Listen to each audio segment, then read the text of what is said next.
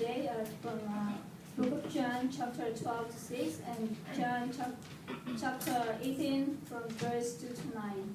He did not say this because he cared about the poor, but because he was thief. As a keeper of the money bag, he used to help himself to what was put into it. Now Judas, who betrayed him, knew the place because Jesus had often met there with his disciples. So Judas came to the garden, guiding a detachment of soldiers and some officials from the chief priests and the Pharisees. They were carrying torches, lanterns, and weapons. Jesus, knowing all that was going to happen to him, went out and asked him, "Who is it you want?" "Jesus of Nazareth." They replied, "I am he," Jesus said. And Judas the traitor was standing there with them. Then Jesus said, "I am he." They drew back and fell to the ground.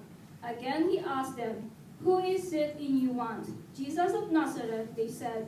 Jesus answered, "I told you that I am he. If you are looking for me, then let this man go." This happened so that the words he had spoken would be fulfilled. "I'm not lost, one of those you gave me."